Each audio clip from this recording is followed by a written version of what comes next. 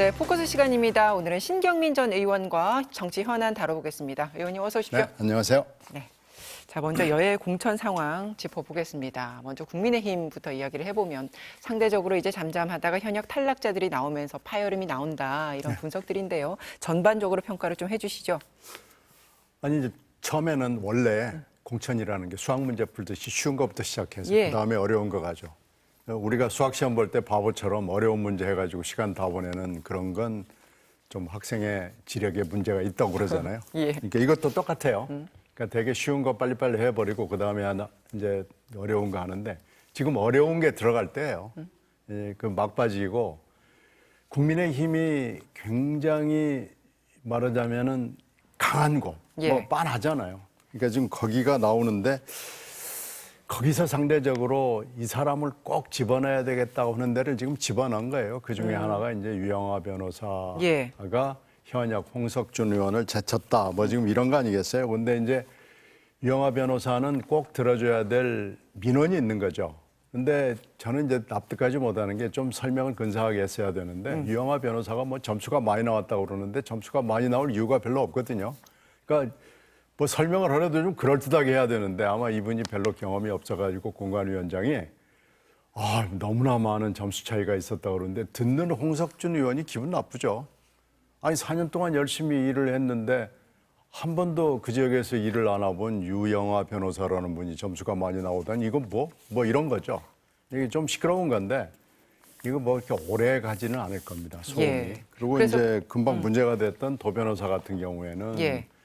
물론 경선을 통해서 되기는 됐지만 뭐 금방 이 두 분이 앉아서 얘기를 했듯이 이분이 이제 문제의 발언이 한두 개가 아니잖아요.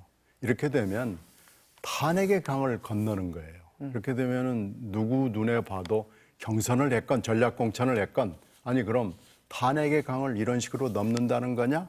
뭐 이런 질문이 나올 수밖에 없고 사실은 할 말이 없는 거죠. 그럼 이 변수를 빠른 시간 안에 한동훈 비대위원장이 어떻게 처신해서 정리를 하냐 이게 관건이겠네요. 그렇죠. 시간 끌기로 가는 수밖에 없을 거고요. 무슨 설명이 있겠어요. 입이 10개 있어도 이건 할 말이 없는 거고요. 결국은 이 국힘당 계열의 지금까지 정당은 쭉 보면은 소음이 좀 있다가 조용히 마무리되고요. 아주 강력한 분들은 무소속으로 나가죠. 그래서 생활하는 거죠. 물론 근데 무소속으로 나갈 때는 항상 그런 얘기 합니다.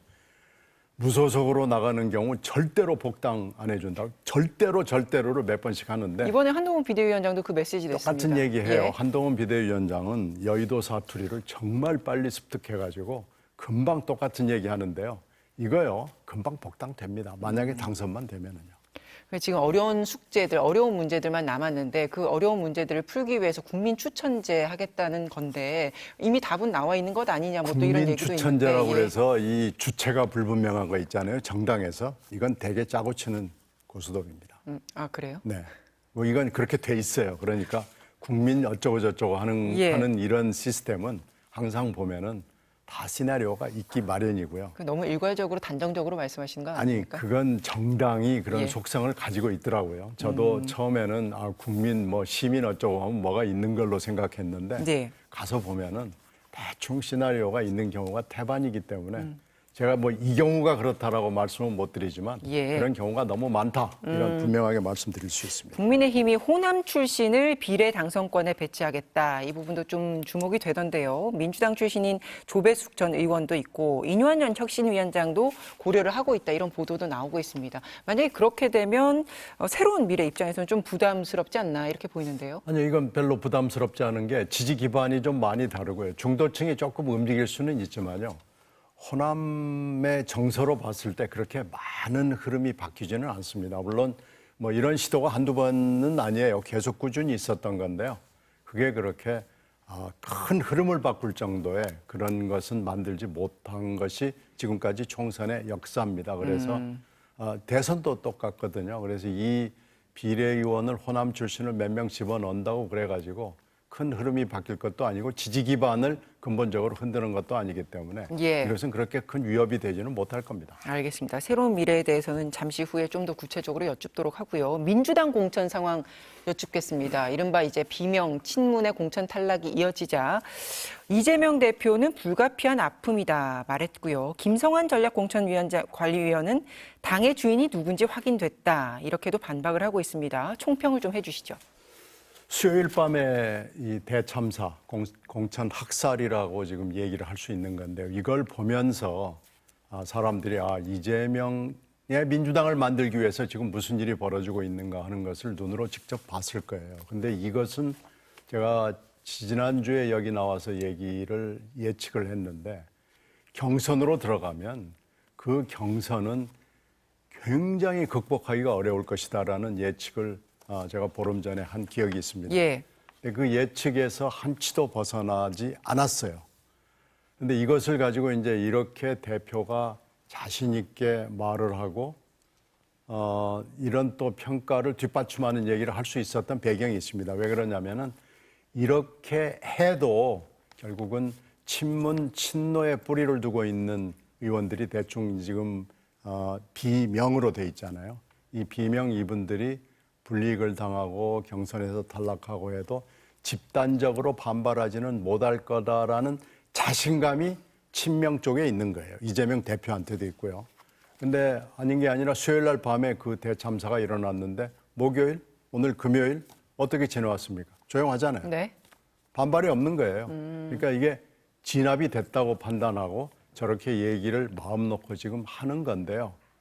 물론 수요일 밤의 학살이 지금 이번 주말에도 있을 것이고 다음 주에도 몇 군데가 예정이 돼 있습니다만은 수요일이 사실은 슈퍼 웬스데이인 거예요. 굉장히 큰 일이 벌어졌는데 이 정도 소음이 없을 정도로 조용하면은 앞으로 있을 몇 밤의 학살이 있을 거예요. 근데 학살의 밤도 조용히 지낼 거라는 자신감이 이재명 대표한테 있는 겁니다. 수요일 밤에 낙천 결과가 나온 지금 언급하신 박광훈 의원 그리고 강병원 의원 등은 앞으로 혹시라도 새로운 미래 쪽에 합류할 가능성 혹은 다른 방식으로 제휴할 가능성 이런 건 있습니까? 새로운 미래 쪽에서 꾸준히 타지는 하는데요. 이분들이 사실 그런 생각을 가지고 있었다면은 이재명 민주당이 이 독선적으로 흘러갈 때 사실 집단적으로 모여서 얘기를 했어야 되고요. 친문, 친노의 뿌리를 둔 분들, 또 386의 뿌리를 둔 분들이 지금 흩어져 있거든요. 이분들이 계속해서 이건 민주당다운 민주당이 아니다라는 얘기를 했어야 됩니다.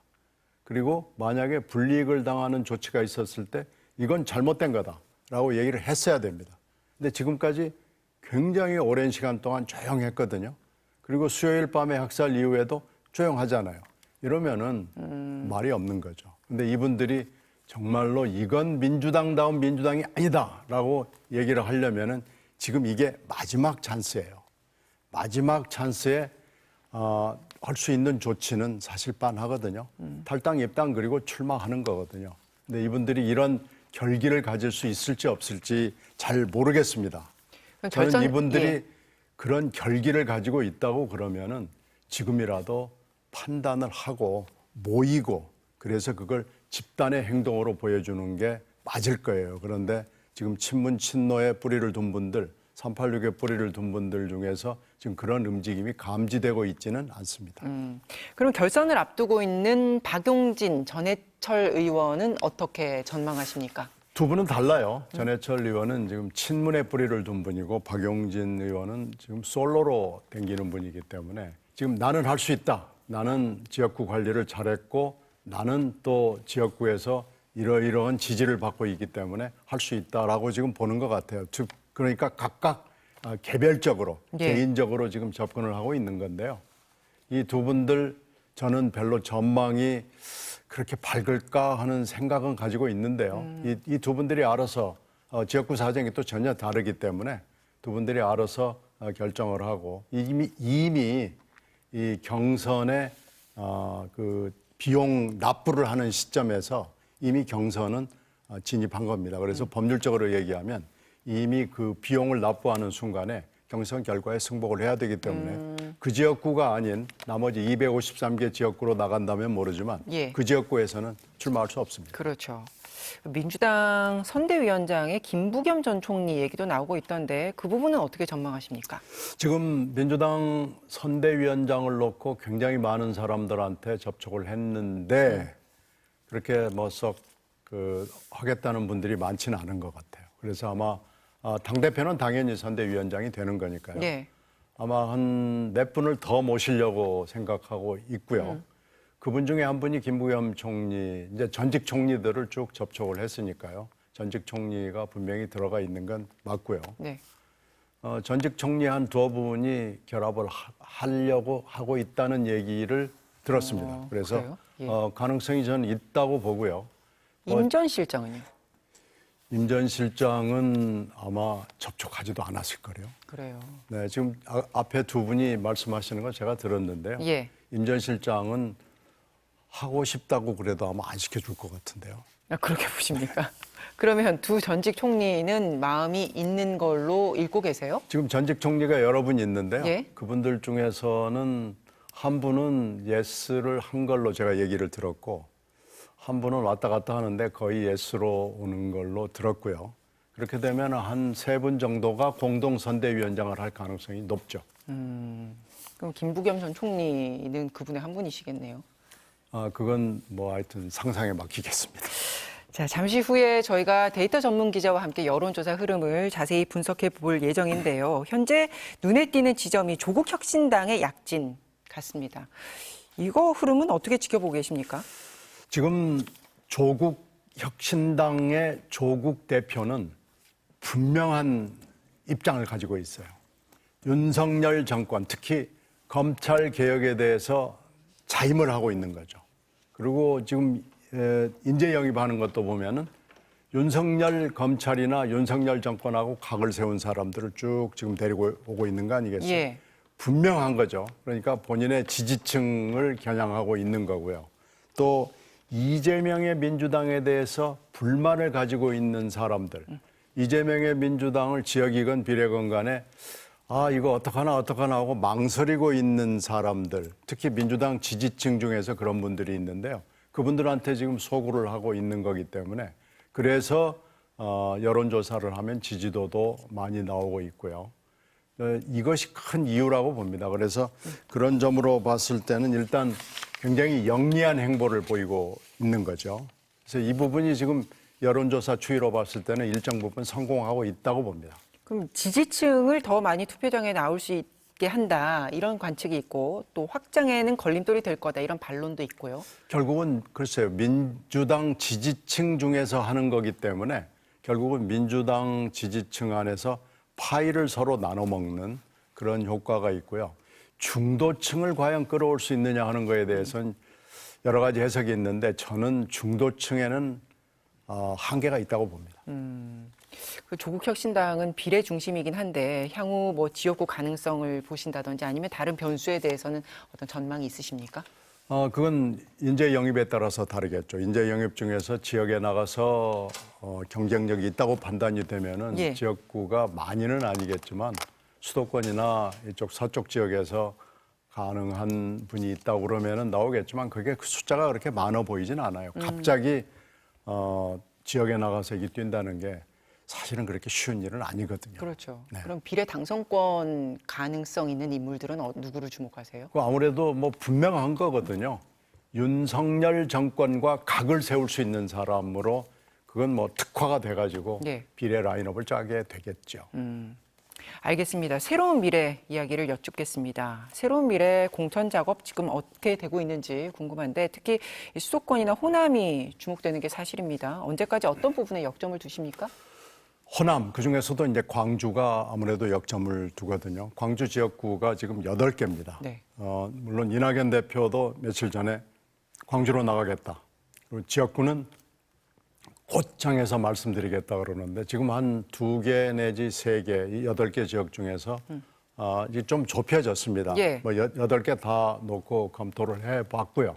그 중에서 한 많으면 3개, 적으면 2개 정도로 좁혀졌고 내일 모레 광주에서 전진대회를 하는데 그 자리에서 공식으로 지역구는 발표를 하게 될 거예요. 근데 지역구의 특성으로 보면 나갈 수 있는 지역이 사실은 좀 제한되어 있습니다. 네. 현역이 지금 현재 양양자 의원이 지금 떠난 지역구, 지금 현재 뭐 지역구 의원이긴 합니다만은 떠난 지역구가 하나 있고요.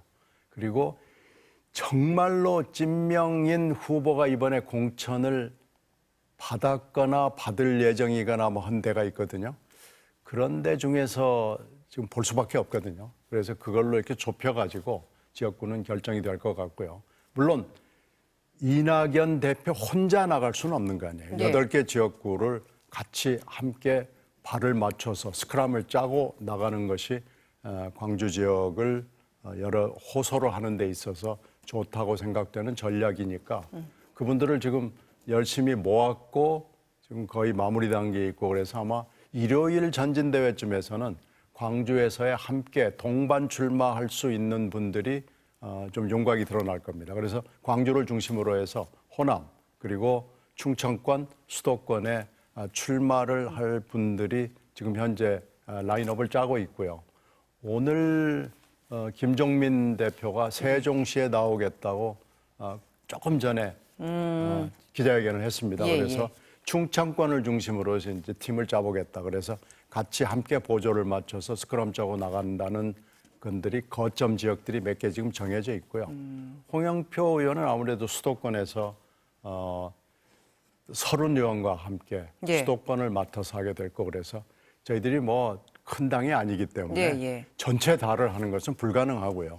스크럼을 짜서 나갈 수 있는 몇 개의 거점 지역은 지금 결정이 돼 있습니다. 자, 그럼 조금 전에 언급하신 의원들에 대해서 자세히는 잠시 후에 여쭙고 조금 전에 말씀하신 이제 두세 개 지역으로 이낙연 대표의 출마 지역은 좁혀졌다. 그리고 뭐 전체의 어떤 판도를 보면서 전략적으로 접근한다고 하셨는데 가장 역점을 두는 여기에 출마하면 어떤 기대 효과가 있을 것이다. 이런 가능성 시나리오를 갖고 지금 접근하고 계시는 겁니까? 광주가 아무래도 중요하죠. 지금 광주의 민주당 그 라인업이 거의 짜져 있거든요.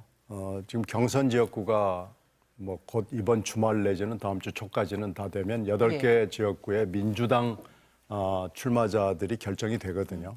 그러면은 그 출마 지역을 분석을 해서 아마 저희들이 맞춤형으로 여기에는 누구 해가지고 8개 지역구를 가지고 일단은 광주에서부터 바람을 일으키면은 저는 그 바람이 순식간에 나갈 수 있는 게요. 이번에 광주 출마 8개 지역구를 놓고 보면 찐명이 아니면은 행세를 할 수 없다는 그것이 분명히 구도가 보이거든요. 그리고 이번에 이제 아까도 조금 전에 두 분이 말씀하셨듯이 권향엽 후보에 대한 그 어떤 뭐라고 얘기할까요? 그 비서 논란이 물론 있지만은 예. 또 경선으로 갔지만은 그 논란은 분명히 일으킨 거거든요. 이것 때문에 전남이 흔들렸습니다. 그 전남뿐 아니고 다른 지역에도 아니 이렇게 공천을 한단 말이야 하는 그런 분위기가 있어요. 그 진위나 논란과는 상관없이 그런 것들이 있어서 저는 호남 쪽에서 여러 가지 그런 바람들이 민주당 공천에 대한 실망감 어떤 이런 것들이 점점 퍼져나갈 여건이 돼 있다. 그러면은 그 분위기를 타고 상당히 많은 가능성이 새로운 미래에도 열리게 된다라고 봅니다. 그 호남 민심에 대한 뭐 분석 기사들은 나오고 있어서 민주당에 대한 실망감이 있다 뭐 이렇게도 나오곤 하는데 그 대안으로서 새로운 미래를 선택할 것인가 이 부분은 또 다른 차원일 수 있어서요. 물론 뭐 몇 단계를 거쳐야 되죠. 그러니까 뭐 좋은 분들을 많이 공천을 해서 국민들한테 거기 시민들한테 선을 보이는 것이 일단 첫째 중요한 거고요. 예. 그리고 저희들이 민주당을 민주당답게 만드는데 역할을 하겠다. 그리고 제3당으로서의 역할을 다음 국회에서 하겠다라는 몇 가지 그 호소의 포인트가 있습니다. 그 포인트를 잘 설명해야 될 겁니다. 새로운 인물들은 영입이 잘 되고 있습니까? 그게 뭐 쉬운 일은 아닙니다. 항상 보면 이 사람을 빚어서 만들 수는 없기 때문에 굉장히 어렵죠. 그런데 점점 시간이 갈수록 민주당 공천에 대한 실망감을 가진 분들이 늘어날수록 한번 같이 해보자 하는 분들이 생겨나고 있는 것도 사실입니다. 알겠습니다. 아까 말씀하셨던 그 민주당을 탈당한 홍영표 그리고 서른 의원, 새로운 미래 소속인 김종민, 박영순 의원 어제 민주연대를 결성을 언급했습니다. 그리고 그 나서 새로운 미래와 함께하는 어떤 이런 구상을 발표했는데 왜 이걸 거쳐서 함께하는 이런 과정을 선택하고 있는 겁니까?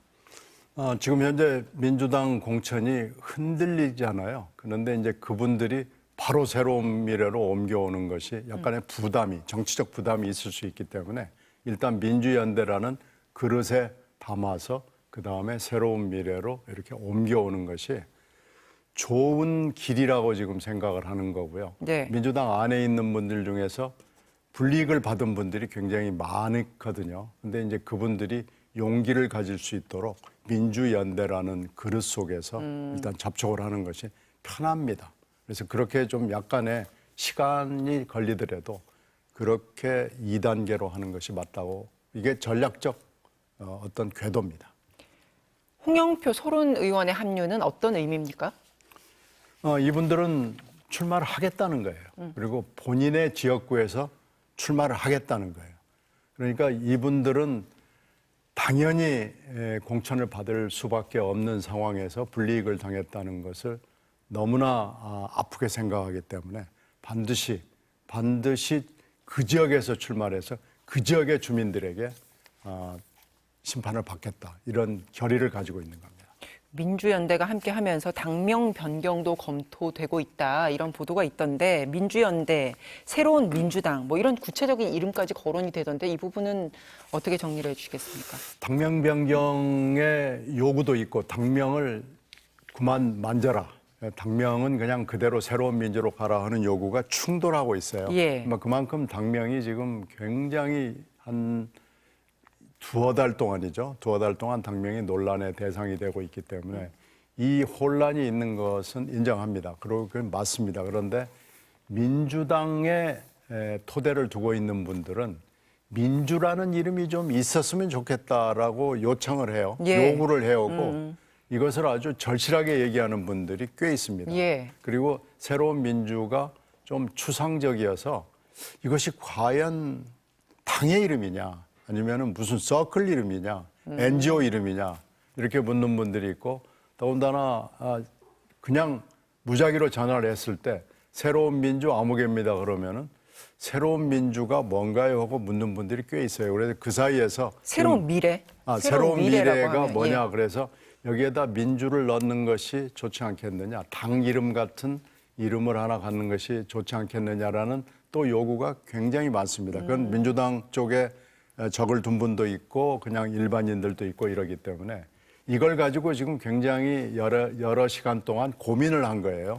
그래서 그 고민은 이제 더 이상 할 수가 없거든요. 예. 시간이 없습니다. 그래서 이 고민은 이제 오늘이나 내일 중으로 끝내고 이제 더 이상 당명 가지고 고민하거나 논란을 벌이거나 이러는 건 하지 않으려고 그럽니다. 그래서 새로운 미래로 가건 아니면 새 이름을 갖건 예. 이게 이제 마지막 단계라고 저는 봅니다. 그러니까 빨리 결론을 내려야 되는 시점인 건 맞는데 지금 말씀을 듣고 보니까 당명이 바뀔 가능성이 훨씬 더 높아 보이네요.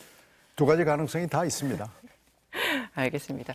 그 윤석열 대통령의 민생 토론회가 이어지고 있습니다. 18차례 진행이 됐는데 민생 챙기기라고 강조는 하는데 또 반대로 관권 선거라는 반론도 치열하게 나오는 것 같습니다. 이 부분은 어떻게 보고 계십니까?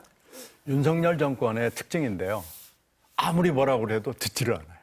근데 이번에도 마찬가지입니다. 이건 대개 일정을 이렇게 옛날 청와대죠. 청와대가 잡았다가도 이런 비판이 있고 비난이 있으면은 축소하거나 아니면 연기하거나 이러는데요. 윤석열 대통령은 안 듣는 것 같아요. 이거 아무리 얘기를 해도 이걸 안 듣는데요. 이것은 지금 현재 예산 투입된 것만 봐도 1,000조에 육박을 합니다. 우리나라 예산이 600조, 700조 그 사이거든요. 1년 예산을 훨씬 뛰어넘는 2년 예산에 육박하는 예산을 막 이렇게 뿌리고 다니는 것은 이건 뭐 누가 봐도 관권 선거입니다. 좀 제발 좀 귀를 기울이는 것이 좋을 것 같은데요. 아마 이 얘기해도 듣지 않을 거예요. 그러나 저희도 얘기를 꼭 해야 되겠습니다. 이건요, 누가 봐도 관권 선거입니다. 민주당에서는 공직선거법 위반으로 경찰청에 고발을 했던데요. 근데 뭐 고발한들 수사가 되겠습니까? 다만 이 정치적 제스처인데 이 정치적 제스처가 사법적 부담이 되는 때가 있을 수 있습니다. 그러니까 굉장히 조심해야 되고요. 일단 안 하는 게 좋습니다. 알겠습니다. 신경민 전 의원과 이야기 나눴습니다. 고맙습니다. 네, 고맙습니다. 광고 보시고 다시 뵙겠습니다.